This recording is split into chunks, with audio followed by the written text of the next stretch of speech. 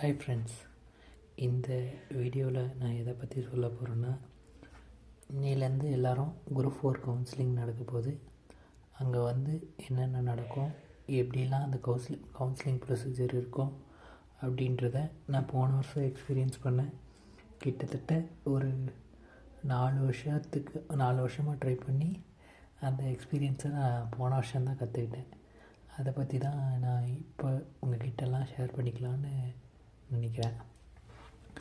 முதல்ல பார்த்தீங்கன்னா, யார் யாருக்கெல்லாம் கவுன்சிலிங் மெமோ இருக்குதோ, யார் யாருக்கு எந்தெந்த டேட்டில் வர சொல்லியிருக்காங்களோ அந்த டேட்டில் அந்த டைமில் அந்த ஸ்லாட்டில் அந்த சீட் நம்பர்னு ஒன்று கொடுத்துருப்பாங்க. அந்த சீட் நம்பரில் போயிட்டு நம்ம கவுன்சிலிங் அட்டன் பண்ண இருக்கோம். நீங்கள் போன உடனே உங்கள் கூட வர யாரையும் உள்ளே அலோவ் பண்ண மாட்டாங்க. யார் எடுக்க போகிற கேண்டிடேட்டோ அவங்கள மட்டும்தான் உள்ளே அலோவ் பண்ணுவாங்க. அப்புறம் உள்ளே போனதுக்கப்புறம் உங்கள் மெமோவிலே ஒரு QR கோட் மாதிரி இருக்கும். அதை பார்த்துட்டு தான் உங்களை உள்ளே விடுவாங்க. உள்ளே போனதுக்கப்புறம் ஒரு பெரிய ஹால் மாதிரி இருக்கும். அந்த ஹாலில் அன்னைக்கு கவுன்சிலிங் யார் யாரெல்லாம் அட்டென்ட் பண்ண போகிறாங்களோ அவங்க எல்லாரையும் அவங்களோட ரேங்கிங் வைஸ் உட்கார வச்சுருவாங்க. ஆனால் இதுலேயே அந்த ரேங்கை பொறுத்திங்கன்னா உங்கள் கவுன்சிலிங் மெமோவில் பார்த்தீங்கன்னா ஒரு ரேங்க் இருக்கும், தரவரிசைன்னு. அந்த ரேங்க் இல்லை, நீங்கள் ரிசல்ட்டில் உங்களுக்கு எந்த ரேங்க் வந்துச்சோ அந்த ரேங்க் படி தான் உங்களை கூப்பிடுவாங்க. அந்த ரேங்க் படி ஒரு சேர் ஃபுல்லாக போட்டிருப்பாங்க. அந்த ஆடிட்டோரியம் மாதிரி பெருசாக இருக்கும். அந்த ஆடிட்டோரியமில் சேர் ஃபுல்லாக போட்டிருப்பாங்க. அங்கே உட்கார வச்சுருவாங்க. எல்லாரையும் அந்த சேரில் உட்கார வச்சுட்டு கவுன்சிலிங் ஒரு 10-12 பேர் இருப்பாங்க. அங்கே ரெண்டு பேராக நடத்துவாங்க. அப்போ ஒவ்வொரு லைனையும் ஒரு 2 பேர் பார்ப்பாங்க. அவங்க ஒவ்வொருத்தவங்களும் டேப் தனியாக வச்சுருப்பாங்க. நாம் இங்கே சர்டிஃபிகேட் அப்லோடில் என்னென்னலாம் சர்டிஃபிகேட் அப்லோட் பண்ணமோ அதை நம்மளோட லாகினில் போய்ட்டு அவங்க பார்த்துட்ருப்பாங்க. நம்ம என்னென்ன சர்டிஃபிகேட் இங்கே அப்லோட் பண்ணதுக்காக நம்ம வச்சோமோ அந்த சர்டிஃபிகேட்ஸ் எல்லாம் ஒரிஜினலு கன்ஃபார்ம் வச்சுருக்கணும். அதையெல்லாம் வாங்கிட்டு ஒவ்வொன்றா அவங்களோட லாகின்லேருந்து அந்த டேப் வச்சுட்டு செக் பண்ணி பார்ப்பாங்க. செக் பண்ணி பார்த்துட்டு அப்படியே ஒவ்வொன்றா ஏதாவது இருக்கா, நீங்கள் இங்கே கொடுத்துருக்குற டேட்டாவும் அதில் கொடுத்துருக்குற டேட்டாவும் எல்லாமே ஒரே மாதிரி இருக்குதான்னு பார்ப்பாங்க. அப்படி எதுவும் டேட்டா மிஸ்மேட்ச் ஆகுது, இல்லை இப்போ ஒரு சிலர் இந்த கம்யூனிட்டியில் ரிலீஜியஸ் இருக்கணும், அப்படி ரிலீஜியஸ் இல்லைன்னா அதுக்கான ப்ரூஃபை டிசி வைக்கணும், அந்த மாதிரி சொல்லுவாங்க. அப்படி இல்லை, நீங்கள் அப்லோட் பண்ணதையும் காமிச்சிட்டிங்கன்னா கூட அது மாற்றுறதுக்கு உங்களுக்கு ஒரு டைம் கொடுப்பாங்க. வேணான்னுலாம் சொல்ல மாட்டாங்க, உங்களுக்கு எடுத்துப்பாங்க. ஆனால் அது குறிப்பிட்ட நீங்கள் லெட்டர் எழுதி கொடுக்க சொல்லுவாங்க. அதுவும் இல்லாமல் உங்களுக்கு ஒரு குறிப்பிட்ட டூரேஷன் டைம் கொடுப்பாங்க. அதுக்குள்ளே நீங்கள் அதில் என்ன எரர்னு அவங்க சொல்கிறாங்களோ அதை மாற்றிக்கணும். அதுக்காக உங்களுக்கு வேலை கிடையாது, போங்க, அந்த மாதிரியெல்லாம் சொல்ல மாட்டாங்க. அப்புறம் அது நடத்துனதுக்கப்புறம் ஒரு பேட்சாக வேறு ஒரு ஹாலுக்கு போக சொல்லுவாங்க. அங்கே போனீங்கன்னா உங்களுக்கு ஒரு பெரிய மானிட்டர் மாதிரி இருக்கும். அங்கே இங்கே டிஸ்ட்ரிபியூஷன் ஆஃப் வேக்கன்சி நீங்கள் ஒவ்வொரு நாளும் கவுன்சிலிங் முடிகிறப்போ பார்ப்போம். அந்த டிஸ்ட்ரிபியூஷன் ஆஃப் வேக்கன்சியில் அந்த பெரிய மானிட்டர் மாதிரி போட்டு எந்தெந்த ஜென்ரலில் எவ்வளோ, கம்யூனிட்டியில் எவ்வளோ, எந்தெந்த கம்யூனிட்டியில் எவ்வளோ, எந்தெந்த டிபார்ட்மெண்ட்டில் எவ்வளோன்றதை மானிட்டரில் காமிச்சிட்டே இருப்பாங்க. அதை நீங்கள் ஒரு 5 டிபார்ட்மெண்ட் மாதிரி ப்ரையாரிட்டைஸ் பண்ணி எழுதி வச்சுக்க சொல்லுவாங்க. அவங்களே அதாவது அசெண்டிங் ஆர்டரில்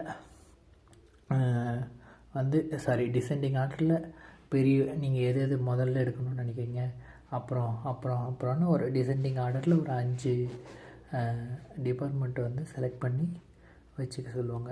அப்படியே ஒரு 5 டிபார்ட்மெண்ட் செலக்ட் பண்ணி வச்சுக்கிட்டிங்கன்னா அதில் உங்களுக்கு முன்னாடி போடுறவங்க நீங்கள் நினைக்கிறது எடுத்துட்டாங்க, ஃபஸ்ட்டு நீங்கள் என்ன நினச்சி வச்சுருந்தீங்களோ அதை நீங்கள் முன்னாடி போகிறவங்க எடுத்துட்டாங்கன்னா அடுத்து நீங்கள் 2வதாக எதை செலக்ட் பண்ணி வச்சுருக்கீங்களோ அது இருக்குதான்னு பார்க்கணும். அப்போ 2வதும் எடுத்துட்டாங்க அப்படின்னா மோஸ்ட்லி நீங்கள் முதல்ல போகிறதே எடுத்துருவீங்க. ஏன்னா முன்னாடி நாளே நீங்கள் ஒரு கால்குலேஷனில் தான் போவீங்க.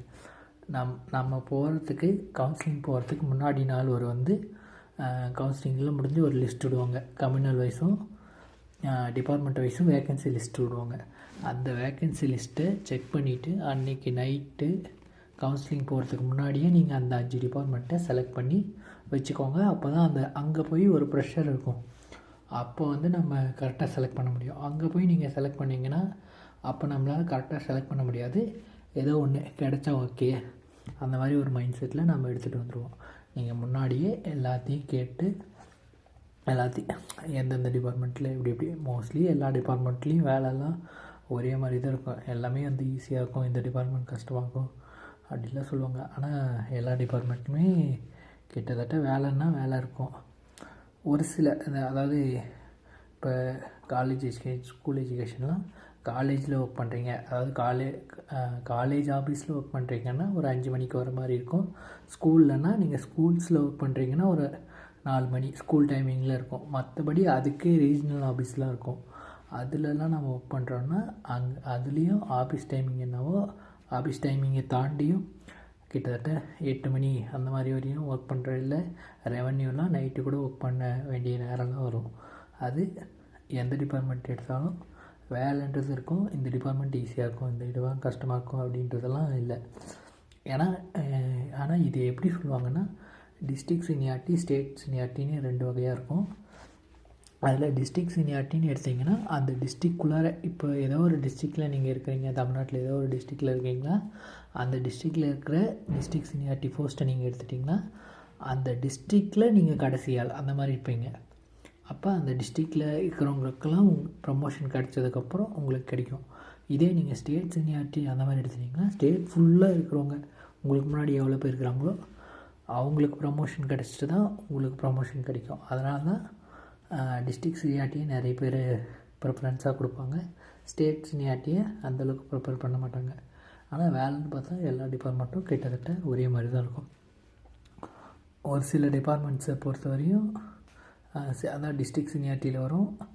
அது வந்து டக்குன்னு ப்ரமோஷன் கிடச்சிரும் அப்படின்னு சொல்லுவாங்க. ஆனால் வேலை இருக்கும். அப்புறம் அந்த ரூமுக்கு போயிட்டோடனே அங்கே கவுன்சிலிங் அந்த மானிட்டரில் இருக்கிற அந்த ப்ரையாரிட்டிஸ் பண்ணி நீங்கள் எடுத்து வச்சதுக்கப்புறம் உங்களை வந்து கூப்பிடுவாங்க. உள்ளே வந்து கூப்பிட்டு நீங்கள் எந்த டிபார்ட்மெண்ட் எடுக்கிறீங்களோ அந்த டிபார்ட்மெண்ட்டை எடுத்து அதை மைக்கில் அனௌன்ஸ் பண்ண சொல்லுவாங்க. சத்தமாக உங்கள் நேமையும் நீங்கள் எந்த ரேங்க்கில் இருக்கீங்களோ அந்த ரேங்க்கையும் சொல்லி இந்த டிபார்ட்மெண்ட்டு இதை எடுக்கிறேன் அப்படின்னு சொல்லுவாங்க. அப்படி சொன்னீங்கன்னா அது வந்து ரிஜிஸ்டர் ஆகிடும், ரெக்கார்ட் ஆகிடும். அது வந்து ஒரு வெளிப்படைத்தன்மையை இது பண்ணுறதுக்காக தான். அதில் வந்து உங்கள் நேமு, நீங்கள் எந்த டிபார்ட்மெண்ட் கேட்குறீங்களோ எந்த டிபார்ட்மெண்ட்டோ அதில் இல்லை அதாவது எந்த கேட்டகரியில் எடுக்கிறீங்க, அதாவது பிசி, எம்பிசி, பிசி, அதாவது பிஎஸ்டிஎம் இந்த மாதிரி கேட்டகரியில் எதில் எடுக்கிறீங்களோ அந்த வேக்கண்ட்டு நீங்கள் எடுத்ததுக்கப்புறம் அங்கேருந்து அழிச்சிருவாங்க. மீதி இருக்கிற வேக்கண்ட்டை தான் ஃப்ரீயாக இருக்கும். அப்படி நீங்கள் எடுத்துகிட்டு வெளியே வந்த உடனே உங்களை கொஞ்சம் நேரம் வெயிட் பண்ண சொல்லுவாங்க. வெயிட் பண்ண சொல்லிவிட்டு அப்பாயின்மெண்ட் ஆர்டர் உங்களுக்கு கொடுத்துட்டு நீங்கள் கிளம்பலாம்.